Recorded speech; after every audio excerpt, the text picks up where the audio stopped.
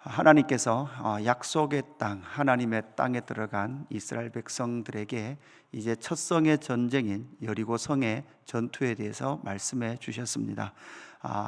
칼을 든 군대 장관, 바로 구약에 나타난 메시아적 모형으로 나타났던 군대 장관을 우리가 보았습니다. 이제 여리고성을 점령하는 이 점령을 통하여서 하나님의 나라와 하나님의 통치가 그들 가운데 성취되는 장면을 우리가 보게 됩니다. 이 일을 통해서 하나님의 나라 약속의 땅에 들어온 이스라엘 백성들의 첫 성이었던 여리고 전투를 통해서 하나님은 하나님의 나라를 어떻게 이루어가는가, 그 전투를 통해서 하나님의 나라를 어떻게 이 땅 가운데 도래하게 하시는가라는 것을 우리는 오늘 본문 말씀을 통해서 살펴보아야 합니다. 첫 번째, 하나님의 나라를 이루어가시는 하나님의 방법은 어떤 방법이었습니까? 하나님의 주권과 그 주권에 순종한 하나님의 나라 백성들의 등장을 통해서 하나님은 여리고성을 이스라엘 백성들에게 허락하고 계시죠. 하나님의 주권입니다. 하나님의 뜻과 하나님의 섭리와 하나님의 통치가 가장 옳습니다, 가장 선합니다 라는 것을 인정한 하나님의 나라 백성들의 모습을 오늘 본문에서 보게 되는 거죠. 7 양각 나팔을 제사장들은 들어라, 그리고 언약궤가 따르라. 그 후에 군대가 언약궤 뒤를 따르게 되는 거죠. 하루에 한 번씩 돌고 7째 날은 7번 돌게 됩니다. 여러분, 이것이 바로 하나님께서 이스라엘 백성들에게 약속의 땅에 들어가서 치룰 첫 번째 전쟁의 방식으로 제시하고 계시는 거죠. 여러분, 이것이 과연 이스라엘 백성들이 생각했을 때 그 전투가 합리적인 전투의 방법이었을까요? 하나님께서 제시하시는 그 방법, 어떻게 보면 상당한 위험이 노출되어 있습니다. 그 여리고성을 매일 아침에 돈다는 것, 전략의 전술을 세우고 그 성을 치러내는, 무너뜨리는 그러한 전투의 방법이 이스라엘 백성들이 보기에는 너무나 허술한 방법 같고 너무나 옳지 않은 방법 같았습니다. 그러나 하나님은 하나님의 주권을 통해서 이스라엘 백성들의 요단강 도하와 하나님께서 이 땅을 주시겠다는 그 약속의 하나님의 말씀이 이스라엘 백성들에게 있었음으로 말미암아 이스라엘 백성들이 지금 뭐를 하는 것을 보게 되는 거죠. 하나님의 뜻에 순종하는 모습을 보게 됩니다. 여러분이 과연 이스라엘 백성이었다면 여러분들은 이때 어떤 마음이 들었을까요? 하루도 아닙니다. 아브라함이 이삭을 번제로 드리기 위하여 모리아 산으로 갔던 사흘의 길도 아닙니다. 7일의 길입니다. 7일의 시간입니다. 그 시간 동안 아무것도 하지 않습니다. 그냥 여리고성을 돌 뿐입니다. 하나님은 이스라엘 백성들에게 가장 먼저 인식시켜 주기를 원하셨던 것은 바로 하나님의 주권과 하나님의 섭리였습니다. 우리의 신앙의 여정 가운데서도 때로는 가장 이해하기 어려운 것이 바로 하나님의 주권과 하나님의 섭리죠. 그 하나님의 주권이 다 확정되어 있으니 너희는 그냥 그것을 따라라 라는 것이 아니라, 사실 7일 동안 돌고 있는 이 이스라엘 백성들은 사실 하나님의 그 뜻에 순복하며 침묵하며 걸었던 것이죠. 누구 하나 이 일을 제기할 수도 있었을 겁니다. 아무리 논리적으로 이성적으로 생각해봐도 이 방법은 온당치 않은 방법인 것 같습니다 라고 사실 누군가 하나 이 일을 제기하는 것이 지금 이 시대에 깨어있는 사람이라면, 합리적인 사람이라면 이런 질문 정도는 할 수 있었을 겁니다. 그러나 이스라엘 백성 그 어느 누구도 바로 이러한 질문 없이 하나님의 섭리와 하나님의 주권에 그렇게 순복하며 그 7일을 행했던 이스라엘 백성들의 모습을 통해서 이런 무엇은 무너집니까? 여리고성이 무너지는 거죠. 사실 이스라엘 백성들은 한 게 아무것도 없어요. 여리고성을 무너지게 한 어떠한 물리적 힘을 행하지 않았어요. 이스라엘 백성들이 우리가 했다라고 말할 수도 없는 거죠. 이 전쟁은 이스라엘 백성들이 하지 않았어요. 이스라엘 백성들의 무슨 순종을 통해서 한 것도 사실은 아니죠. 하나님께서 하신 일이에요. 그리고 그 하나님이 하신 일을 정확하게 이스라엘 백성들을 보게 하십니다. 이스라엘 백성들에게 보게 하시는 거죠. 여러분, 이것이 바로 하나님의 나라의 첫 번째 전쟁, 바로 구원과 하나님의 나라가 이 땅 가운데 이루어지도록 하는 그 일이라는 거죠. 여러분, 예수 그리스도께서 십자가 사건을 이루셨습니다. 여러분, 이것이 우리가 무엇을 한 것이 아니죠. 하나님과 삼위 하나님의 그 영광으로 이루신 일이 십자가와 구원과 하나님의 나라의 도래입니다. 거기에 우리는 아무것도 하지 않았습니다라고 말할 수도 없고, 우리가 십자가에 못 박았습니다라고 말할 수도 없는 삼위 하나님의 주권적 섭리로 그 일을 성취하셨다라는 것과 마찬가지로 여리고성 역시도 바로 하나님의 주권과 그 하나님의 주권의 선하심과 온전하심과 완전하심을 믿음으로 말미암아 순종해 갔던 이스라엘 백성들의 등장을 오늘 본문에서 먼저 우리에게 말씀해 주고 계십니다. 두 번째 우리가 생각해야 될 여리고성의 점령은 무엇입니까? 헤렘의 전쟁입니다. 헤렘이라는 것은 하나님께 드려지다, 하나님께서 드려지는데 어떻게 드려지는가 하면 모든 것을 파괴함으로 말미암아 하나님께 드려지는 것이다 라는 거죠. 여러분, 이 헤렘이라는 이 전쟁 방법, 하나님의 방법, 칼빈은 이것을 하나님의 주권의 선하심이다. 모두 다 헤렘해라, 모두 다 죽여라, 짐승과 남녀, 소, 양 모두 다 칼로 쳐라라고 말하고 있는 이 헤렘의 전쟁은 하나님의 주권이다 이렇게 말하면 사실 한 단어로 끝나버리겠죠.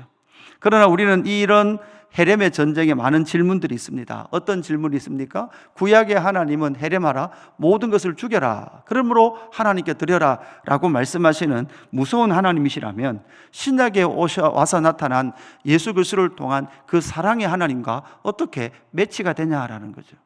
구약에서는 모든 것을 죽여라 라고 등장했던 그 하나님께서 신약에서는 원수까지 사랑하라 라고 하시는 그러한 계명으로 무엇인가 바뀐, 그리고 다른 하나님이신가라는 질문을 할 수밖에 없다라는 것입니다.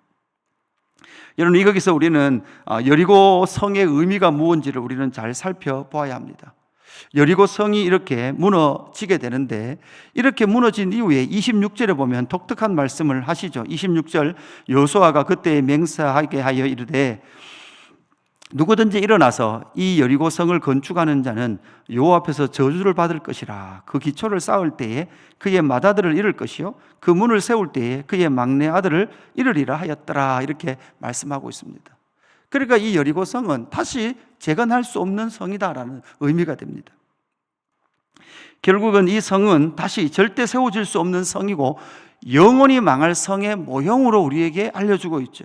여러분, 이 성이 나중에 어떻게 됩니까? 아합 시대 때 히엘이라는 사람이 다시 이 성을 재건하게 돼요. 그럴 때 실제로 그의 아들이 죽게 되는 것이 나타나죠. 500년 이후에 500년 동안 이 성은 재건되지 못했습니다. 그리고 재건하려고 했던 히엘 역시도 그의 아들들이 모두 다 죽는 이 여호수아를 통해서 선언했던 이 약속의 말씀이 그대로 성취되는 것을 보게 되는 거죠.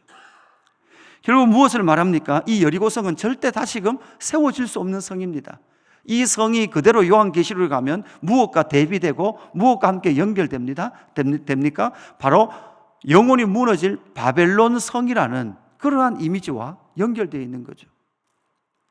여기서 우리는 알아야 합니다. 구약의 하나님은 헤렘을 통해서, 모든 것을 죽임을 통해서, 헤렘이라는 방식을 통해서 하나님께서 그렇게 그것을 받으시는 것이 아니라, 여러분 신약에도 사실 여러분 어떻습니까?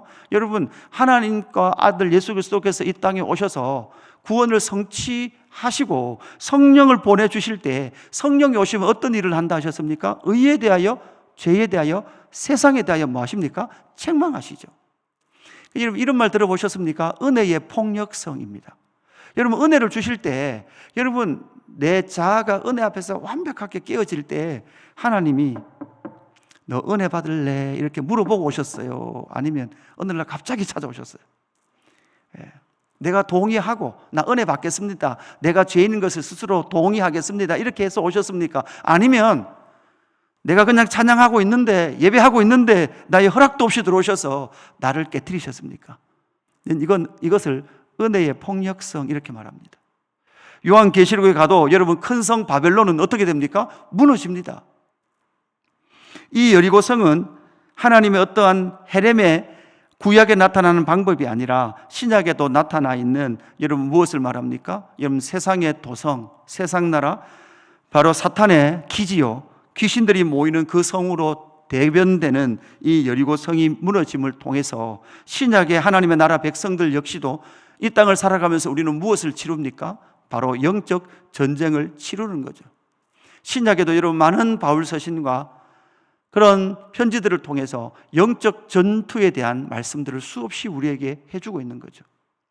우리 이 땅을 살아가며 신앙하며 살아갑니다. 그 신앙하며 살아가는 삶 가운데 영적 전투를 잊어버린다면 구약에 나타난 하나님의 나라, 하나님의 성품과 신약에 나타난 하나님의 성품을 다르다라고 정의를 할 수밖에 없게 됩니다. 구약에 나타난 하나님의 성품과 신약에 나타난 하나님의 성품은 동일합니다. 여리고 성의 헤렘은 의인은 없나니 하나도 없다는 것이고, 그 성은 완벽하게 타락한 상태고, 하나님이 전진하시면, 죄를 싫어하시는 하나님이 전진하신다면 모두 다 헤렘당할 수밖에 없다라는 것을 우리에게 보여주시고 있는 것이 바로 여리고 성이 되는 것이죠. 그래서 헤렘의 전쟁을 우리는 반드시 이 여리고 성 전투를 통해서 발견을 해야 합니다.